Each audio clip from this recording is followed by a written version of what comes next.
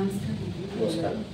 అంటే ఈ దసరా స్పెషల్ ఏంటి, 11 days ఎందుకు వచ్చింది, శరన్నవరాత్రులు అంటారు కదా, ఈసారి ఎట్లా అన్నది ఏంటి, కాత్యాయని అమ్మవారు స్పెషల్ ఇన్ని సంవత్సరాలు 10 సంవత్సరాల తర్వాత ఇప్పుడు వచ్చింది, ఆ అమ్మవారి గురించి మాకు తెలియవచ్చు. శ్రీమాత్రే నమః. సర్వమంగళ మాంగళ్యే శివే సర్వార్థసాధికే శరణ్యేత్రయంబకే గౌరీ నారాయణి నమోస్తుతే. ఆదిపరాశక్తి అఖిలాండ కోటి బ్రహ్మాండ నాయకి జగన్మాత ఇంద్రకీలాద్రిపైన కనకదుర్గా స్వరూపంగా అవతరించి భక్తులను అనుగ్రహించేటువంటి దివ్యమైన నక్షత్రంలో శ్రీదేవి శారదా శరన్నవరాత్రి దివ్య మహోత్సవములు అత్యంత వైభవపేతంగా ఈ సంవత్సరం ప్రారంభం కానున్నాయి. అయితే శరన్నవరాత్రి అంటే సహజంగా 9 రోజులు 9 రాత్రులు 10 పగళ్ళు మనం జరుపుకునేది శరన్నవరాత్రి. విజయదశమి ఉదయం కార్యక్రమంతో మనం 10 రోజుల కార్యక్రమాలు పూర్తవుతాయి సహజంగా. అయితే ఈ సంవత్సరం చవితి 2 రోజులు వచ్చింది, వృద్ధి చెందింది చవితి తిథి. కావున 10 రోజుల పాటు 10 రాత్రులు 11 పగళ్ళు చేయవలసినటువంటి కార్యక్రమంగా ఇది ఏర్పడి ఈ సంవత్సరం శరన్నవరాత్రి మహోత్సవం 11 రోజుల పాటు మనం చేసుకుంటూ ఉన్నాం. అయితే ప్రతిరోజు కూడా అమ్మవారిని ఒక విశిష్టమైనటువంటి అవతార రూపంలో మనం అలంకారం చేసుకోవడం మన దేవస్థానంలో జరుగుతూ ఉన్నది. శరత్కాలే మహాపూజ క్రియతే యాచవార్షికి తస్యాం నవేతం మహాత్మ్యం శృత్వా భక్తి సంబంధ అని దేవి మహాత్మ్యంలో అమ్మవారి వాచగా మనకి తెలియబడుతుంది. అంటే శరదృతువు యందు ఎవరైతే నన్ను ఉపాసిస్తూ ఉన్నారో నేను వారిని పరిపూర్ణంగా అనుగ్రహిస్తానని అమ్మవారు సెలవిచ్చింది. శరదృతువు అంటే 2 మాసములు, ఆశ్వయుజ మాసము, కార్తీక మాసము. ఈ 2 మాసములు శరదృతువుగా పిలువబడతాయి. ఆ శరదృతువు యందు అమ్మ ఉపాసన మనకి చాలా విశేషమైన ఫలితాన్ని ఇస్తుంది. ఇంకొక విశేషంగా చెప్పబడుతున్నది ఏమిటంటే ఈ సమయంలో యమ దంష్టికలు కొన్ని బయలుదేరి లోకంలో అనావృష్టిని కలగజేస్తాయని, ఈ సమయంలో అమ్మ ఉపాసన చేత మనం ఆ యొక్క ఇబ్బందిని కూడా తొలగించుకోగలుగుతామని. కాబట్టి ఈ శరన్నవరాత్రి మహోత్సవముల యొక్క ఉపాసన మనకి ప్రకృతి పరంగా వచ్చేటువంటి ఇబ్బందిని తొలగించుకోవడమే కాకుండా మనలో ఉన్నటువంటి అరిషడ్వర్గములు కామము, క్రోధము, లోభము, మోహము, మదము, మాత్సరం అనేటువంటి అరిషడ్వర్గములు 6 శత్రువులు మనలో ఉన్నారు. వారే మనని పతనం అవడానికి కారణమవుతూ ఉంటారు. ఆ వాటిని మనం నిగ్రహించి శాంతము, సౌశీల్యము, సుగుణముల చేత అంతర్విజయములను పొంది బాహ్య విజయమును మనం వెంట తెచ్చుకోవడం కోసమే ఈ శరన్నవరాత్రి ఉపాసన మనం చేస్తూ ఉన్నాం. అయితే ఈ 11 రోజుల పాటుగా అమ్మవారిని మనం ఒక్కొక్క రోజు ఒక విశేషమైన అవతార స్వరూపంలో మనం దర్శనం చేసుకోబోతున్నాం. మొదటి రోజున బాలా త్రిపుర సుందరి దేవిగా, 2వ రోజున అమ్మవారిని గాయత్రి దేవిగా, 3వ రోజున అమ్మవారిని అన్నపూర్ణాదేవిగా, 4వ రోజున ఈసారి అమ్మవారిని మనం కాత్యాయని అనే స్వరూపంతో దర్శనం చేసుకుంటూ ఉన్నాం. మిగతా రోజుల్లో మనం ప్రతి సంవత్సరం వల్లే చండీ స్వరూపంగాను, లలితా త్రిపుర సుందరి దేవిగాను, మహాలక్ష్మి గాను, మహాసరస్వతి మూల నక్షత్రం నాడు, అదేవిధంగా దుర్గాష్టమి నాడు దుర్గాదేవిగా, మహర్నవమి నాడు వర్ధినిగా, అలాగే విజయదశమి నాడు రాజరాజేశ్వరిగా అమ్మవారిని మనం దర్శనం చేసుకుంటూ ఉన్నాం, పూజించుకోబోతూ ఉన్నాం. అయితే కాత్యాయని స్వరూపం యొక్క విశేషం ఏమిటి? అమ్మవారు ఏతత్తే వదనం సౌమ్యం లోచన త్రయభూషణం పాత్రస్వర భీతిభ్య కాత్యాయని నమోస్తుతే అని మనం ప్రార్థన చేస్తాం. అమ్మవారు 3 నేత్రములతో అమ్మవారు వెసులుతూ సౌమ్యమైన సత్వమైన స్వరూపంగా మనకి దర్శనమిస్తున్నది కాత్యాయని దేవి.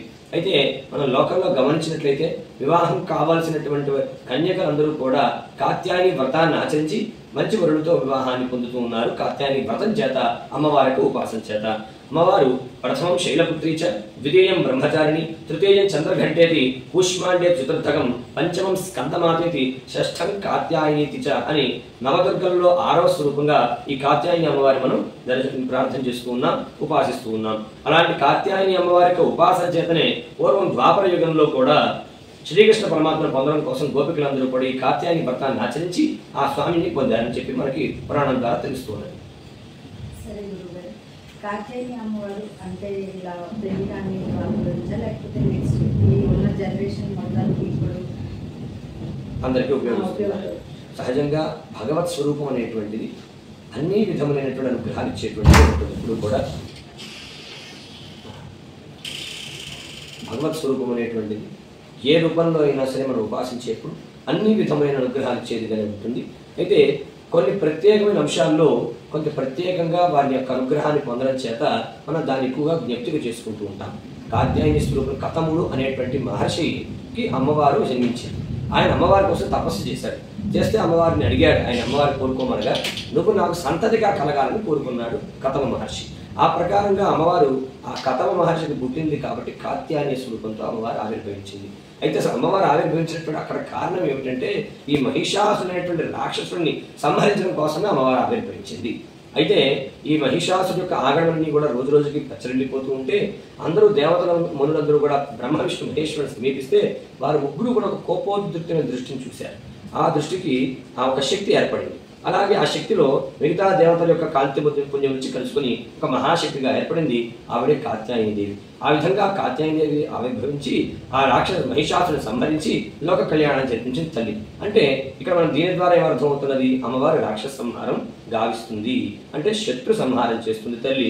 శత్రువులు అంటే ఎక్కడ ఉంటారు? శత్రువులు అంటే మనం లోకంలో కనిపించేటువంటి దుష్టబుద్ధి కలిగిన వారు మాత్రం కాదు. శత్రువులు అంటే అంతఃశత్రువులే ప్రధానమైన శత్రువులు మనిషికి. అంతఃశత్రువులు అంటే ముందుగా మనం చెప్పుకున్నట్టుగా కామము, క్రోధము, లోభము, మోహము, మదము, మాత్సర్యము. ఒక మనిషి అభ్యున్నతి సాధించాలంటే ఈ అరిషడ్ వర్గములు ఎప్పుడు కూడా అదుపులో ఉంటారు. అలా అదుపులో లేకుండా అవి అదుపు తప్పినప్పుడే మనిషి విపరీతమైన చర్యలు, దుష్టత్వము, దుష్టబుద్ధి, దురాచారాలకు పాల్పడతాడు.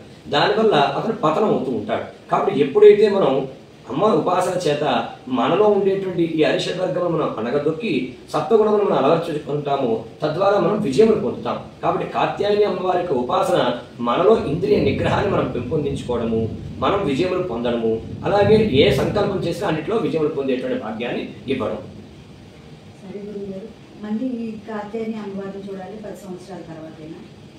సహజంగా ఎప్పుడు మనం కాత్యాయని స్వరూపాన్ని ఇక్కడ అవతారం మనం చూస్తూ ఉన్నాం అమ్మవారి అలంకారంలో అంటే ఎప్పుడైనా తిథి వృద్ధి అయ్యి 10 రోజులు కాకుండా ఇంకొక రోజు అదనంగా ఏ సంవత్సరం అయితే వస్తుందో ఆ సంవత్సరం మనం కాత్యాయని స్వరూపంగా అమ్మవారి దర్శనం చేయడం జరుగుతుంది. అదే కనుక మనం 9 రోజులే వచ్చింది అనుకోండి గత సంవత్సరం, అప్పుడు మహర్నవమి, విజయదశమి రెండు కలిసి వచ్చాయి.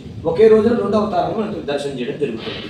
కాబట్టి ఈ సంవత్సరం 11 రోజులు రావడం వల్ల ఎప్పుడైతే 10 రోజులకు మించి ఒక రోజు వస్తుందో అప్పుడు కాత్యాయని అలంకారాన్ని దుర్గామణేశ్వర దేవస్థానంలో అమ్మవారికి అలంకరింపజేయడం జరుగుతుంది.